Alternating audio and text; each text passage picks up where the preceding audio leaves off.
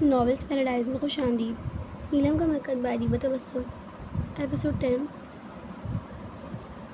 29 روزے ہی ہوتے ہیں میاں ہر سال، اس بار بھی اتنے ہی ہوں گے۔ نادو نے چائے کا کپ ٹرے سے اٹھایا جو نیلم سب کو دے رہی تھی۔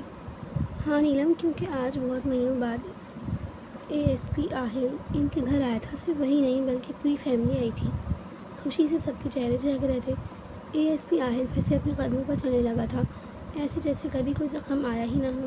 حشاش بشاش چہرہ، مسکراتے ہونٹ، ہلکے گرے رنگ کا کرتے شلوار قمیض میں اور کلین شیو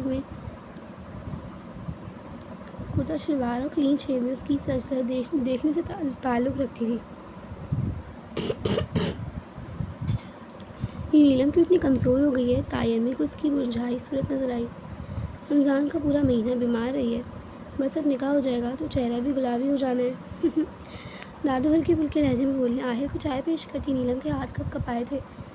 مقابل نے اس کی حالت کا بھرپور جائزہ لیا تھا۔ کچھ دیر پہلے ہی عید کا 5واں دن ان کے لیے نکاح کے لیے مقرر کیا گیا تھا۔ لگتا ہے چاند نظر آ گیا۔ پٹاخوں کی اور فائرنگ کی آواز پہ سائنسدان خوش ہوتے کہا، گڑیا آپ کی کوئی سہیلی آئی ہے؟ ابرار صاحب ڈرائنگ روم میں داخل ہوتے بولے۔ کون ہو سکتی ہے؟ وہ سوچتی ہوئی باہر آئی جہاں راہداری میں ہی مہک کھڑی تھی۔ تم؟ نیلم چیخی۔ ہاں میں۔ مہک لپک کر اس کے گلے لگی۔ اور کوئی نہیں آیا؟ نیلم نے اداسی سے پوچھا۔ سب ہمارا ویٹ کر رہی ہیں اسٹاپ پر، چلو۔ مہک اس کا ہاتھ پکڑتے باہر کی جانب بڑھنے لگی۔ کہاں؟ نیلم نے اسے روکا۔ یار چاند رات ہے، بازار گھومیں گے، ہلا گلا کریں گے۔ وہ چہک کر بولی۔ مگر جائیں گے کیسے؟ نیلم نے اعتراض اٹھایا۔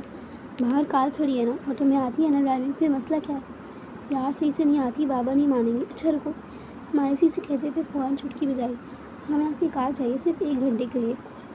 2 منٹ بعد آہل کچن میں تھا اور نیلم اس کے سامنے کھڑی بتا رہی تھی، پوچھ نہیں رہی تھی۔ پوری زندگی کے لیے لے لے، آہل نے مسکرا کر کہتے کتے کی پاکٹ سے چابیاں نکال کر اس کے حوالے کی تھی۔ تھینکس۔ وہ چابیاں تھامتے ہی جانے لگی جب وہ بولا، گڑیا آ کر بات کریں گے؟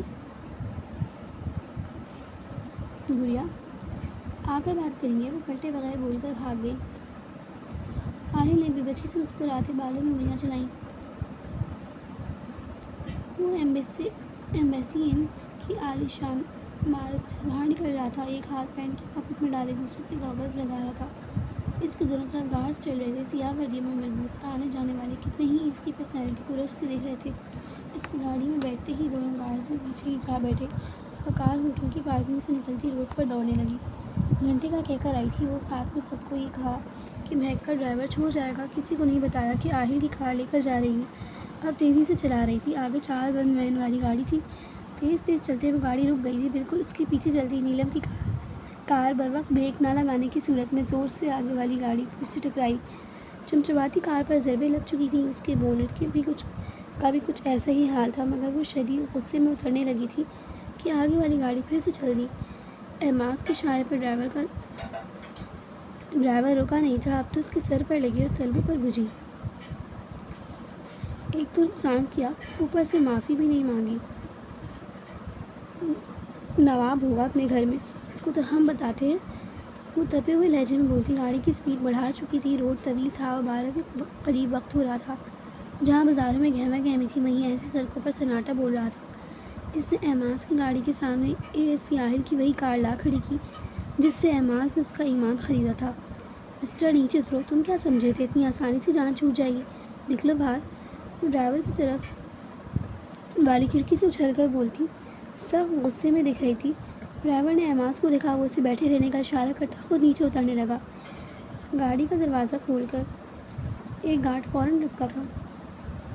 ایماس کا بٹن لگا تھا، کوٹ کا بٹن لگاتے اپنی گاڑی کے آگے آ کھڑا ہوا۔ نیلم بھی اس کی طرف ہی آ گئی۔ اس وقت بہادر سے بہادر لڑکی بھی مقابل کی رودار شخصیت کے دباؤ میں آ جاتی، مگر وہ بہادر کم بے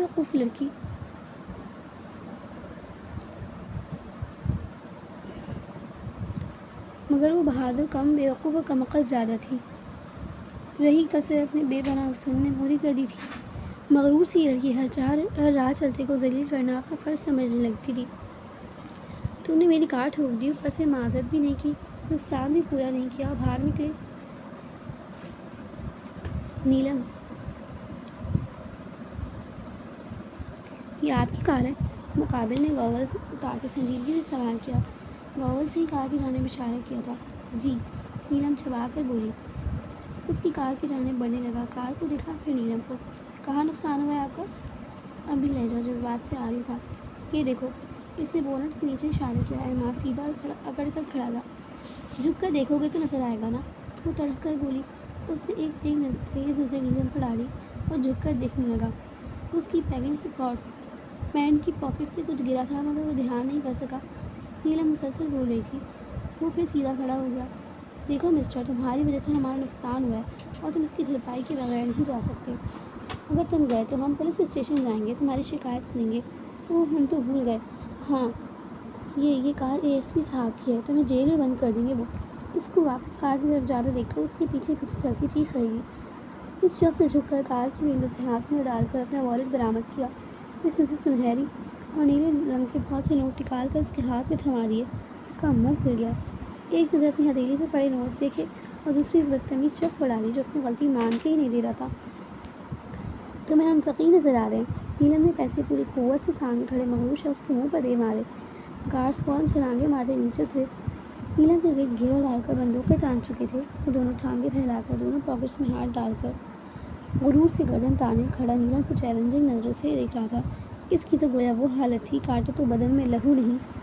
پتھرائی آنکھوں سے سامنے کھڑے مطمئن شخص کو دیکھا۔ تمہارے اتنے کی بھی اوقات نہیں جتنے میں نے دے دیے، فطرانہ سمجھ لو۔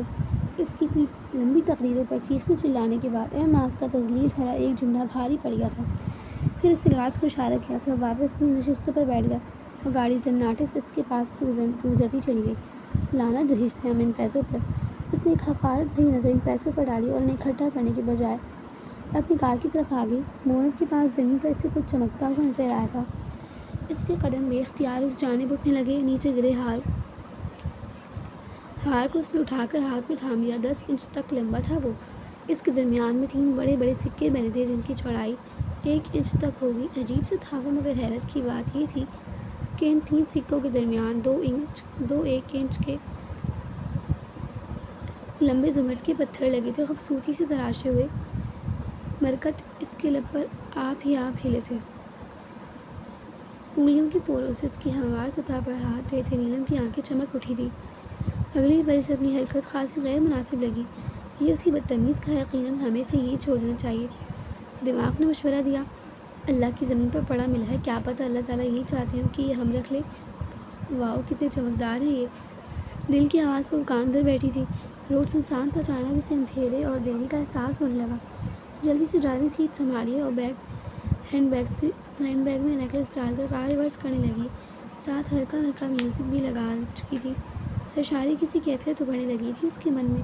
وہ ایسی ہی تھی، کچھ پاگل سی، کچھ جذباتی سی، عقل سے زیادہ جذبوں کی ماننے والی، دیوانی سی تھی وہ۔ اسے پتہ تھا کہ عید کے 5ویں روز کاہل سے نکاح ہونے والا ہے۔ اسے پتہ تھا کہ وہ ٹائیگر کی پرکشش شخصیت کی سیرنی اجرا کر چکی ہے، مگر وہ جیسے اپنے من پسند بے جان پتھر کو پا کر ہی سب فراموش کر چکی تھی۔ ابرار صاحب گھر کا بجٹ بہت سوچ سمجھ کر چلاتے تھے اور زیادہ تر دادوں کے ہاتھ میں تھا۔ فضول خرچی کی سخت ممانعت تھی۔ سائقہ کی شادی کی تیاریوں کے لیے پیسہ جمع کیا جا رہا تھا۔ ایسے بھی یہ قیمتی پتھر گو کہ بہت قیمتی نہ تھا، مگر اس کی پہنچ سے کچھ دور تھا۔ اب جب اسے مل گیا تھا تو وہ خوشی سے سرمست ہر بات بھول گئی تھی۔ احمد پلازا میں قدم رکھتے ہی وہ تیزی سے آگے بڑھا اور لفٹ سے اوپری منزل میں جانے لگا، تقریباً آخری منزل پر۔ طویل رہداری سے گزرتے اس کے قدموں کی آواز بہت اونچی تھی۔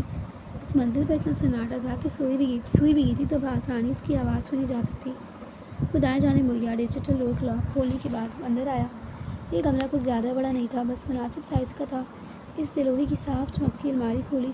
اندر بہت سے ڈبے پڑے تھے، سیاہ، میرون اور کریم کلر کے۔ سیاہ رنگ کے لوہے کے ڈبے پر بھی ڈیجیٹل لاک لگا تھا، جسے کھولنے کے بعد اس نے اس ڈبے میں بنے ایک چھوٹے دراز کو کھولا۔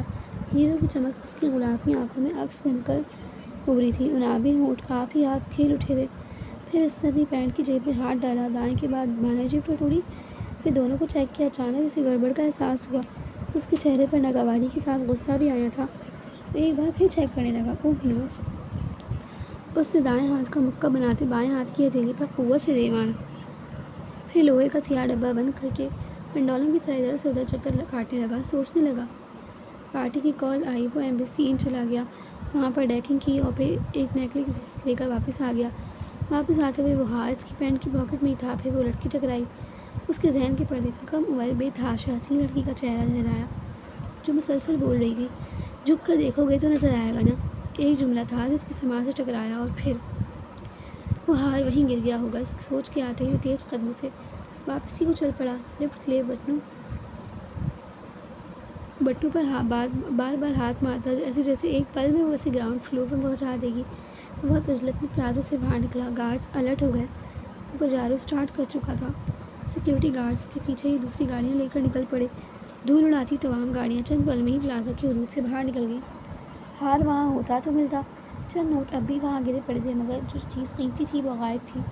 اس نے کتنی بھی بار بوٹ کی نوک سے وہ جگہ چیک کی جہاں نیلم کی کار کھڑی تھی مگر وہاں کچھ نہیں تھا۔ کیا وہ نیکلس اس لڑکی کے ہاتھ لگ چکا ہے؟ یہ آخری سوچ تھی جو منہاج اسحاق کے دماغ میں ابھری تھی۔ مجھے وہ نیکلس ہر حال میں واپس چاہیے۔ اس کے لیے اس لڑکی کو تلاش کرنا ہوگا مگر کیسے؟ وہ ایک بہت عجیب کشمکش میں پھنس گیا تھا۔ اس ہاتھ کی ساخت ہی ایسی تھی کہ کوئی بھی سمجھ جائے کہ کوئی عام نیکلس نہیں ہے۔ اگر اس نے اسے کھول لیا تو اس کا دماغ الجھے جا رہا تھا۔ نقصان پر نقصان اسے لگ رہا تھا جیسے بیگ اس کا صرف رائٹ ہی نہیں لیفٹ ہینڈ بھی تھا۔ حبیب اس کا دوست تھا، وہ اس کا ماتحت نہیں تھا، جبکہ ڈیک کی بات الگ تھی۔ گھر پہنچ کر بس اس کی جتنی بے عزتی ہو سکتی تھی اتنی ہوئی۔ آہل دادو کو ٹوٹتا رہا مگر انہوں نے اسے سب کے سامنے ذلیل کر کے ہی دم لیا تھا۔ لیکن وہ نیلم ہی کیا جسے بے عزتی محسوس ہو جائے۔ بوڑھی دادو کی کچھ دیر سننے کے بعد وہ کار کی چابیاں آہل کی جانب اچھال کے یہ جا وہ جا ہو گئی۔ عالیہ بیگم اس کے انداز پر ضبط پھیکا رہ گئی۔ آہل کا دل بھی سکڑ سا گیا۔ کیا نہیں سوچا تھا کہ عید کا چاند اکٹھے چھت پر دیکھیں گے، آنے والے کل کے بارے میں کچھ خوف میں روئیں گے، مگر یہاں تو اسے گھاس ڈالنے کو تیار ہی نہ تھی۔ رات 1 بجے ان کی واپسی ہوئی تھی۔ نیلم نے اوپر آ کر ڈور لاک کیا، جلدی سے بیڈ پر چڑھ کر بیٹھ گئی، ہینڈ بیگ اٹھایا اور اس میں سے ہار نکال کر اشتیاق سے دیکھنے لگی۔ اتنی چمک تھی اس میں کہ نیلم کی آنکھیں جگمگا اٹھی۔ اگر مرکب کو پانی میں ڈال دیا جائے تو اتنی بے پناہ چمک کے باعث وہ پانی کا رنگ اپنے جیسا کر لیتا ہے۔ اس کا دل چاہے وہ جمع کرنے کو مگر اس ہار میں 3 بڑے سکوں کی موجودگی عجیب سی تھی، ایسے جیسے کوئی گول چھوٹی چھوٹی ڈبیاں ہو جس کے اندر کچھ بھرنا ہو۔ یہ اصلی مرکب ہے، اس نے غور سے قریب کرتے دیکھا۔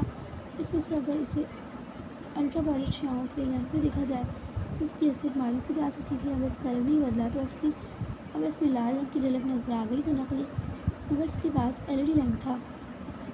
چھوڑو اتنا اصلی نقلی، اتنا امیر زیادہ تھا، اسے کیا ضرورت نقلی مرکب خریدنے کی؟ اس نے اپنے آپ سے ہی کہتے کھلکھلاتے ہوئے زمر جڑے ہاتھ اپنی سرائی دار گردن کی زینت بنا لیا۔ رات کوئی 9 بجے کا وقت تھا۔ لوگوں کی چہل پہل جاری تھی۔ بازاروں میں حد درجہ نہ سہی مگر کچھ رش تو تھا ہی۔ وہ یمامہ گول مارکیٹ میں کھڑا کہ بمشکل 18 سال کا لڑکا ہوگا۔ اس کے برابر میں ایک پیاری سی خوش شکل لڑکی کھڑی چہک چہک کر ہر پہنائے جانے والے بریسلیٹ کو انکار کرے گی مگر مقابل کی کشادہ سفید پیشانی پر ایک بھی لگی ناگواری کی نہیں پڑ رہی تھی۔ بس کرو صوبیا، اور کتنے نخرے کرو گی، پوری باتیں چھان لی ہے مگر مجالے جو تمہیں کچھ پسند آیا۔ بلا کی پرکشش شخصیت کا مالک وہ لڑکا ملامتی انداز میں بولا، بھیا مجھے وہی بریسلیٹ چاہیے جو آپ نے اس عربی شاعری والے کے لیے خریدا ہے۔ وہ بیگ جھلاتے ہوئے نخیلی انداز سے بولی، میں نے مقابل کو گویا 440 وولٹ کا کرنٹ لگا تھا، برداشت کرنا مشکل تھا، تقریباً چلاتے ہوئے بولا، بالکل آپ نے خریدا ہے، میں نے دیکھا تھا۔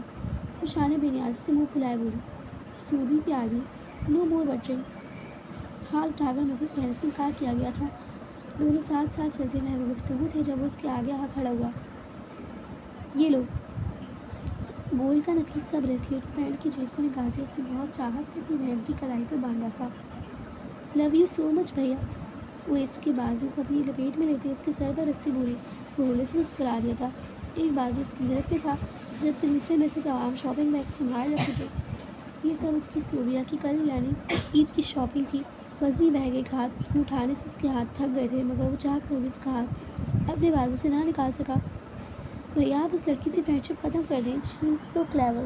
وہ چلتے چلتے بولی، لیو دس ٹاپک۔ لڑکا جذبات سے عالی لہجے میں بولا۔ صوبی نے اس کے بازو سے سر اٹھایا، اچھا ہم اس کے لیے جو کچھ خرید لیتے ہیں۔ وہ رک گئی، اسے بھی رکنا پڑا۔ بازو جو صوبی نے دھار رکھا تھا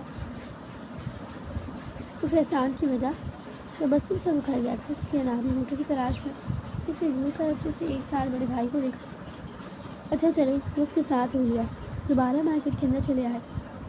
اسے میرے بیگ میں مت ڈالیں۔ وہ لوگ ایک نازک سی رنگ لے کر شاپ سے نکلے تھے۔ رنگ خود صوبی نے ہی پسند کی تھی۔ اوکے نہیں ڈالتا، کم آن سسٹر، تم اتنا جیلس کیوں ہوتی ہو؟ اس کے شانوں کے گرد بازو پھیلاتے پوچھ رہا تھا۔ آئی ڈونٹ نو، بٹ میری کوئی فرینڈ نہیں، کوئی کزن نہیں۔ ہاں، بچپن سے ہم بھائی بہن سے زیادہ دوست رہے ہیں، مگر جب سے وہ آئی ہے اس کی آپ سے زیادہ فرینڈشپ ہو گئی ہے۔ آئی نو، آپ سے عید پر بھی ملنے جائیں گے، وہ دادی سے بولی۔ میری بہن ہی میری دوست ہے، پہلی اور آخری دوست۔ اگر صوبی کہے گی کہ مت جاؤ تو منہاج اس سے ملنے نہیں جائے گا۔ وہ اس کے کندھے پر دباؤ ڈالتا ہلکے پھلکے لہجے میں کہہ رہا تھا۔ پکا پرومس؟ وہ رک کر اس کی جانب ہاتھ بڑھائے بولی۔ ہاں پکا پرومس، اس کا ہاتھ پکڑ کر مڑوڑتے بولا۔ وہ چیخی، ساتھ ہی 2-3 مکے اس کے کندھے پر جڑ دیے۔ آپ کی وجہ سے ہمیشہ مجھے تکلیف پہنچتی ہے، اس وقت ہوتے ہاتھ میں پھونک مارتی خفگی سے بولی۔ جو ماضی کی خوشگوار یادوں کو سوچنا چاہتا تھا، محسوس کرنا چاہتا تھا، اچانک اس جملے کی بازگشت پر تلخ حقیقت کی جانب کھینچا چلا گیا۔ کل عید تھی، پورا شہر خوشیاں منا رہا تھا۔ کبھی 30 روزے رکھنے والا سلسلات کا پابند شخص پچھلے 11-12 سال کا کافر بنا بیٹھا تھا۔ تمہیں میری وجہ سے ہی تکلیف اٹھانی پڑی صوبی، تمہاری موت کا ذمہ دار کہیں نہ کہیں میں بھی ہوں۔ تم نے کتنا کہا تھا بھیا شی از کلوز، مگر میں نہیں مانا، شی از کلیور۔ اس نے قلب سے آنکھیں مون لیں، پھر سینے سے لگی تصویر دیکھنے لگا۔ مسکراتا چہرہ ہر فکر سے آزاد تھا۔ اس کے آنسو اس کھلکھلاتے چہرے پر گر رہے تھے، بے آواز۔ روتے روتے اس کی آواز بلند ہو چکی تھی۔ بھیا۔ آگ کے شعلوں کی لپیٹ میں وہ وجود صرف ایک ہی شخص کا پکار رہا تھا، اور اس شخص کو لگ رہا تھا کہ دہتے شعلوں کی لپیٹ میں وہ وجود نہیں، بلکہ اس کا دل جل رہا تھا۔ صرف جان اس کی نہیں نکل رہی تھی، وہ بھی بے جان ہو گیا تھا۔ اس کو دیکھنے والی غلافی آنکھوں نے اسی پل اپنی بینائی سلامت ہونے پر شدت سے افسوس کیا تھا۔ یہ منظر دیکھ لینے سے پہلے اندھے ہو جانے کی دعا شدت سے اس کے من میں سر اٹھا رہی تھی۔ صوبی بھیا کی جان، وہ روتے ہوئے چلا رہا تھا۔ خوبصورت شیشے کا فریم اب بھی اس کے سینے سے لگا تھا۔ اس چڑی کی در و دیوار 8 سالوں سے اس شخص کی ایک کہانی سن رہے تھے، اپنے اندر جذب کر رہے تھے۔ بچھڑ جانے کی اذیت موت جیسی ہے، موت بھی وہ جو روز آتی ہے۔ پستہ رنگ کا گھیر دار شفون کا فراک، جس کے بارڈر پر گہرے لال رنگ کے بڑے بڑے پھولوں والی بیل بنی تھی، ساتھ اسی رنگ کا چوڑی دار پاجامہ، پستہ رنگ کا ہی دوپٹہ تھا۔ گاجری رنگ کی لپسٹک لگاتے اس نے آئینے میں ابھرتے اپنے عکس پر ایک تعریفی نظر ڈالی تھی۔ شہد رنگ زلفوں کو کھلا چھوڑ رکھا تھا۔ جیولری کے نام پر صرف ناک میں موجود نوز پن تھی۔ الماری کھول کر اس نے اپنا ہینڈ بیگ نکالا، اس میں سے وہ نیکلس نکال کر پہننے لگی۔ یہ اسٹون ہمارے لیے بہت لکی ثابت ہوگا۔ زمٹ کے پتھر پر ہاتھ مارتے ہوئے ہی آپ خوش فہمیوں میں مبتلا ہونے لگی۔ گڑیا بابا آ گئی عید کی نماز پڑھ کر۔ سائقہ کی آواز قریب آنے لگی۔ اس نے جھٹ دوپٹہ شانوں پر تھمایا، دونوں شانوں پر اس طرح پھیلا لیا کہ گردن نظر آنا بند ہو گئی۔ چلو آؤ بابا سینی لیں، ماشاء اللہ نظر نہ لگے، اللہ نظر بد سے بچائے۔ سائقہ تیزی سے کمرے میں داخل ہوئی تھی، جیسے اس کی نظر اس ابصرا پر پڑی وہ دم بخود ہو کر رہ گئی۔ اچھا چلو، اس کا ہاتھ تھامے وہ سیڑھیاں اترنے لگی۔ محروم رنگ کے لباس میں سائقہ بھی آج جلوے بکھیر رہی تھی، وہ جو بس ہار پہن کر دیکھنے کے بعد اتارنے کا سوچ رہی تھی، اب مصیبت میں پھنس گئی تھی۔ بابا کہاں گئے دادو؟ نیچے تو آئے ابرار صاحب۔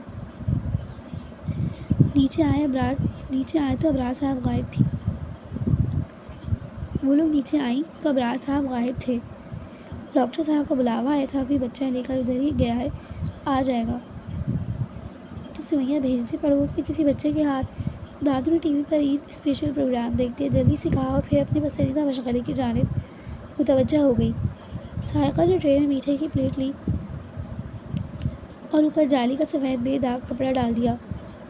آپ ہی سے پکڑا ادھر۔ سائقہ نے ناسمجھی سے دیکھا۔ اوہو، دو تو صحیح۔ اس نے آگے بڑھ کر ڈش تھام لی۔ ہم دے کر آتے ہیں، وہ جلدی سے بولتی گیٹ عبور کر گئی۔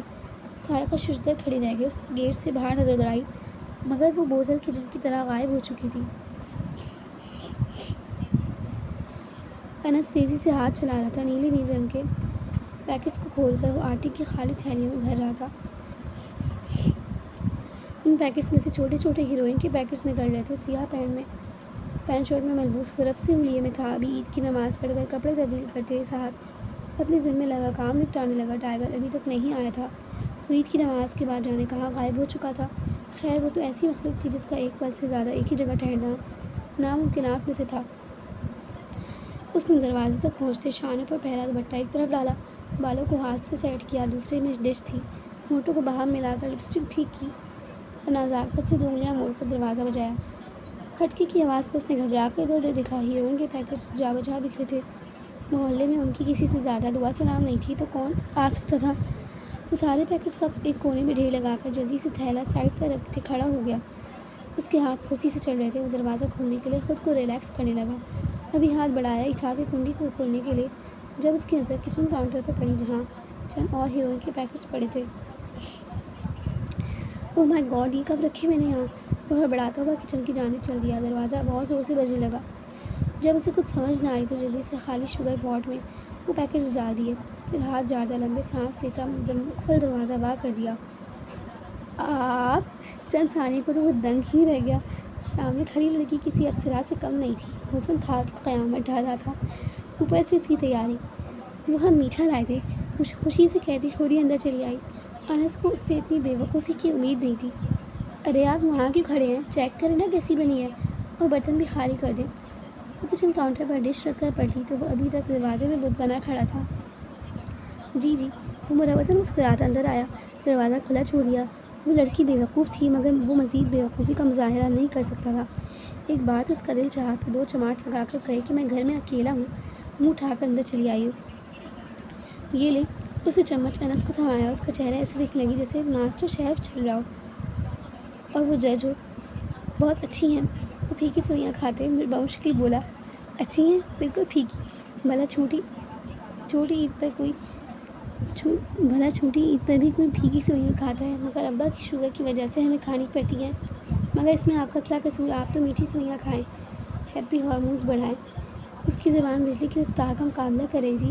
ساتھ ساتھ وہ شوگر پاٹ بھی کھول رہی تھی. جیسے جیسے شوگر پاٹ کھلتا جا رہا تھا انس کے چہرے پر پسینے کے قطرے نمودار ہو رہے تھے. شوگر پاٹ کی چینی کے بجائے چھوٹی چھوٹی تھیلیوں میں سفید رنگ کا پاؤڈر بند تھا.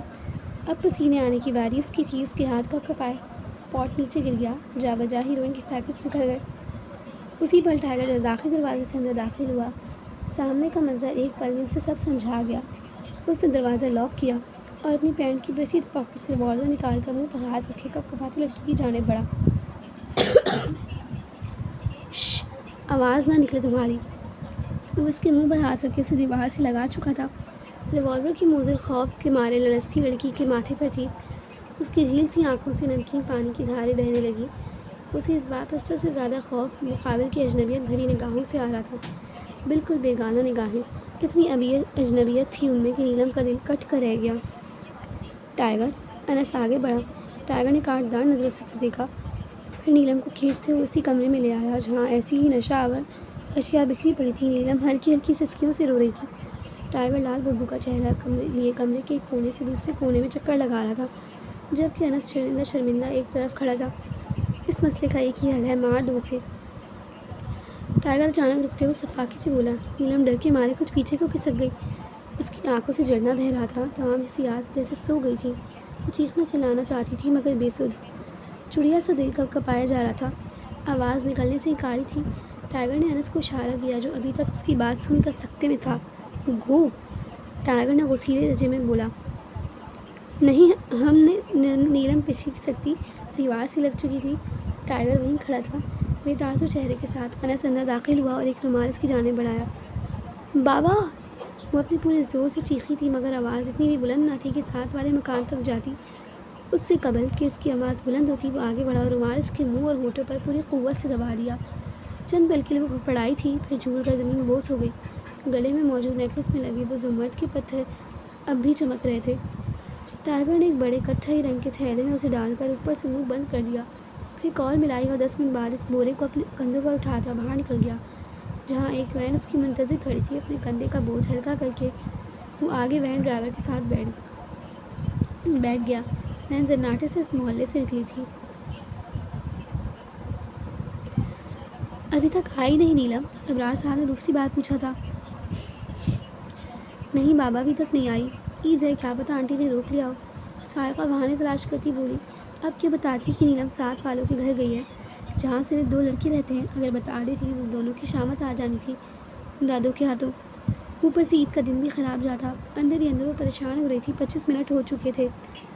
ہاں ہم گھر پر ہی ہیں، آپ لوگوں کا انتظار ہو رہا ہے۔ جی اچھا۔ ابرار صاحب سیل فون کان پر لگائے کچن کی طرف آئے جہاں سائقہ کاؤنٹر سے ٹیک لگائے کچھ پریشان سی کھڑی تھی۔ سائقہ بیٹا تمہاری تائی لوگ آ رہے ہیں، دوپہر کے کھانے کا انتظام کر لو۔ اور یہ نیلم کہاں ہے؟ ابھی تک آئی نہیں۔ موبائل جیب میں ڈال دیا، بس آتی ہی ہوگی۔ سائقہ نے کس دل سے یہ جملہ کہا تھا وہی جانتی تھی۔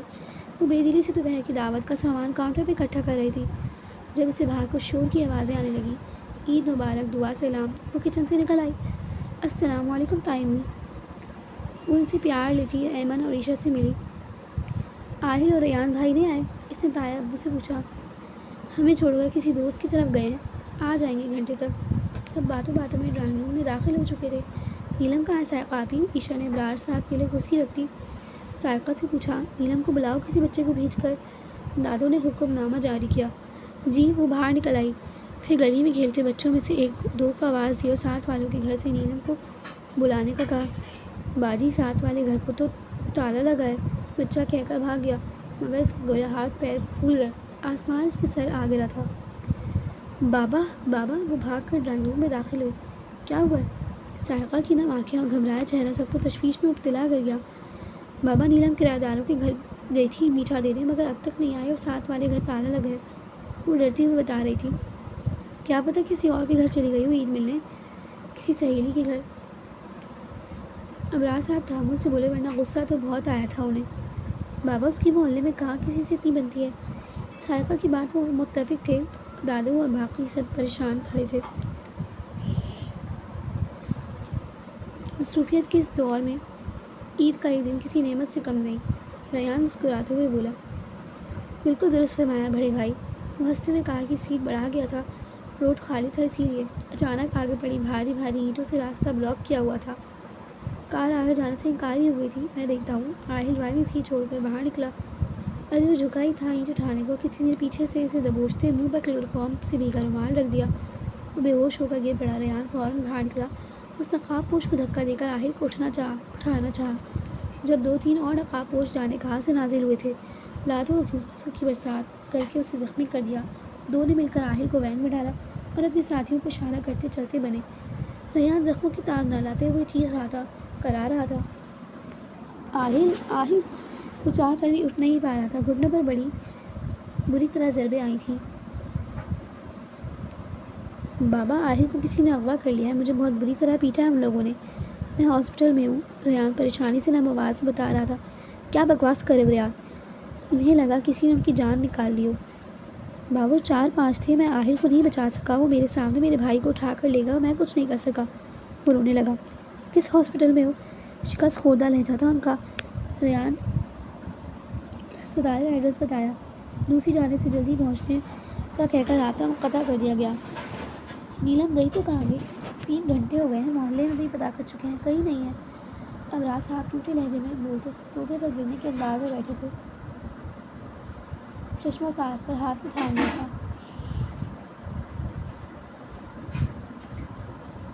آہل کو کسی نے اغوا کر لیا اور ریان کو بھی مارا پیٹا ہے۔ اسرار صاحب نے بھی ایک بم پھوڑا۔ کیا کہہ رہے ہیں آہل کی کسی سے کیا دشمنی؟ میرا بچہ ابھی تو ٹھیک بھی نہیں ہوا تھا۔ عالیہ بیگم زاروں قطار رونے لگیں۔ امی سنبھالو خود کو۔ ایمن روتی ہوئی آگے بڑھی۔ سائقہ عیشا سب رو رہے تھے۔ دادو! سائقہ کی حلق سے چیخ کے آواز نکلی۔ دادو بیٹھی بیٹھی ایک جانب کو لڑک گئی تھی۔ اماں! دونوں بھائی دوڑ کر ماں کی جانب لپکے تھے۔ اب کیا کرنا ہے؟ انس نے متفقر لہجے میں پوچھا۔ ٹائیگر نے ایک نظر سامنے پڑی نیلم پر ڈالی جس کے پورے وجود پر دوپٹہ پھیلا رکھا تھا۔ دن کی روشنی میں اس چھوٹے سے اسٹور نما کمرے میں اندھیرا تھا۔ دیواروں پر جانے کیا اللہ بلا لکھی ہوئی تھی، اسپرے سے مختلف نقش و نگار بنا رکھے تھے۔ سیمنٹ کا فرش تھا، اب ہاتھ پر ہاتھ دھرے تو نہیں بیٹھ سکتے تھے۔ واپس تو جانا ہوگا، ٹائیگر نے تلخی سے جواب دیا۔ اگر محلے والوں کو ہم پر شک ہو گیا، گھر کی تلاشی لی تو؟ انس کے لہجے میں خدشات بول رہے تھے۔ تلاشی لینے تو پولیس ہی آئے گی، کیا پتہ انہوں نے بدنامی کے ڈر سے FIR فرسٹ انفارمیشن رپورٹ نہ کٹوائی ہو، کیونکہ ضابطہ فوجداری کی دفعہ 154 کے تحت قابل درست قابل دست جرم کی FIR درج کی جا سکتی ہے اور قابل دست جرم میں اغوا بھی شامل ہے، مگر کسی کو نہیں پتا کہ یہ لڑکی اغوا ہوئی ہے اور ابھی تو صرف 3 گھنٹے گزرے ہیں۔ پولیس 24 گھنٹے سے پہلے ایکشن نہیں لے گی، ٹائیگر نے اندازہ لگایا۔ لیکن اس کے گھر والوں کو تو پتہ تھا نا کہ وہ ہمارے گھر آئی تھی اور اس سے سوال اٹھایا، اور کسی کو کیا پتا کہ ہم اس وقت گھر پر تھے کہ نہیں، پچھلی گلی سے نکلے تھے ہم، کسی نے نہیں دیکھا ہوگا۔ تم صاف ہو کر جانا اور کہہ دینا کہ تم تو عید کی نماز کے بعد اپنے دوست کی طرف گئے تھے، اب آئے ہو۔ وہ کلینک کرنے لگا۔ تو تم نہیں آ رہے؟ نہیں، صرف تم جاؤ اور سنبھالو، سب بگاڑا بھی تم نے ہے، اور ہاں، مال جلد از جلد وہاں سے نکالنے کی کوشش کرو، ٹائیگر کچھ تپے ہوئے انداز میں بولا تھا۔